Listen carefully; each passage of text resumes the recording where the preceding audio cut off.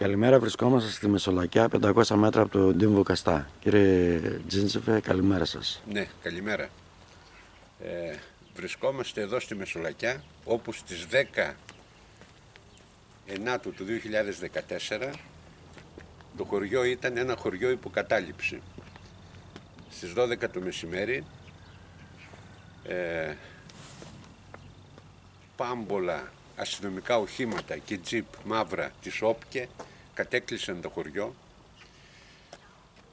αποκλείσανε όλες τις προσβάσεις προς το μνημείο, μία είναι αυτή πίσω μας, και δεν επιτρέπαν σε κανέναν την πρόσβαση. Φτάσαν στο σημείο να ζητούν και ταυτότητα από τους κατοίκους, οι οποίοι πηγαίνουν από το ένα σπίτι στο άλλο. Γιατί άραγε γίνανε όλα αυτά εκείνη την ημέρα, στις 10 Ενάτου του 2014?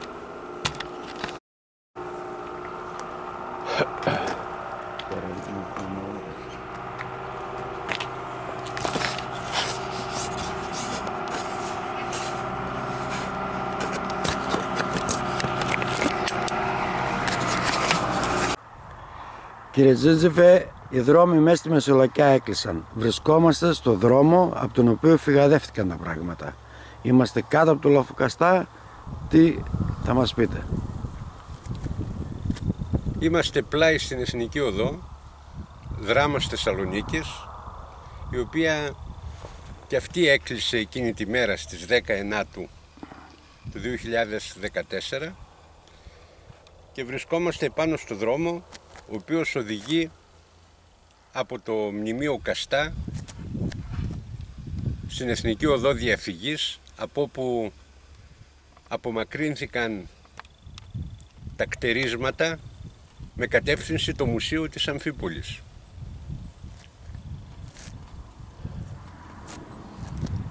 Σκοπός της επιχείρησης τότε ήταν να απαγορευτεί με κάθε τρόπο η πρόσβαση στο μνημείο, και ειδικότερα από το χωριό τη Μεσολακιά,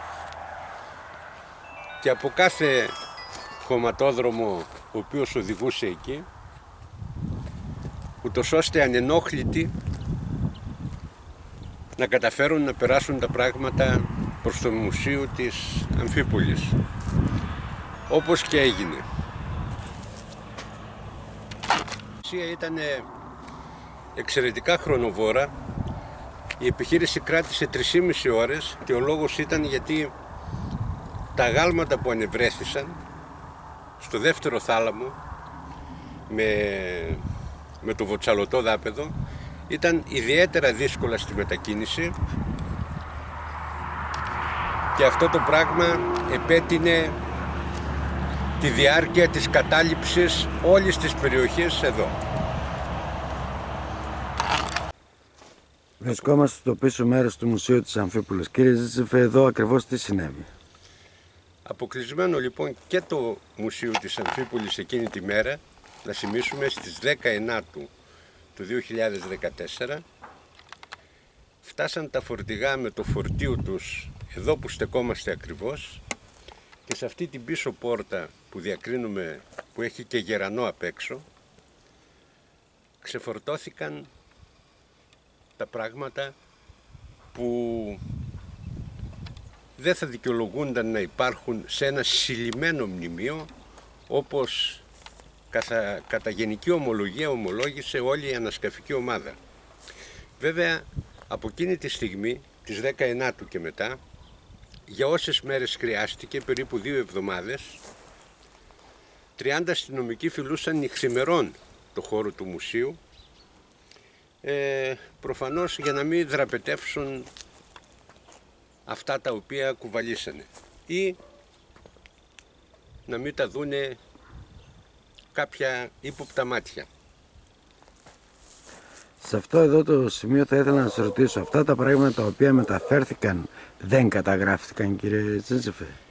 Αν λάβουμε υπόψη αυτό που είπα πιο μπροστά, ότι όλη η ανασκαφική ομάδα δηλώνει για ένα απόλυτα συλλημμένο μνημείο, αυτά τα πράγματα δεν έχουν καταγραφεί. Και σε αυτή την περίπτωση, όπως καταλαβαίνεις, μιλάμε για αρχαιοκαπηλεία. Και η διαφυγή των πραγμάτων αυτών των οποίων αναφέρατε προηγουμένως ότι βρέθηκαν έγινε από εδώ. Βέβαια, η διαφυγή έγινε από το ίδιο σημείο, με τη διαφορά ότι αναλογιζόμενοι το λάθος τους να στήσουν ολόκληρη επιχείρηση με αστυνομικές δυνάμεις και όπκε που τους πήρε χαμπάρι όλη η περιφέρεια εδώ, η περαιτέρω διαφυγή από εδώ προς άγνωστο κατεύθυνση έγινε μετά τα μεσάνυχτα έως την Τετάρτη πρωινή. Την κατεύθυνση τη γνωρίζουμε, κύριε Ζίζεφε? Η κατεύθυνση, να πούμε εδώ ότι υπάρχουν μαρτυρίες ότι ο κόμβος της Αμφιπόλεως κλείστηκε στις 4 τα χαράματα από περιπολικά της αστυνομίας και 3 φορτηγά πέρασαν από εκεί με κατεύθυνση την Καβάλα και μετά άνοιξε ο κόμβος. Ευχαριστώ πολύ.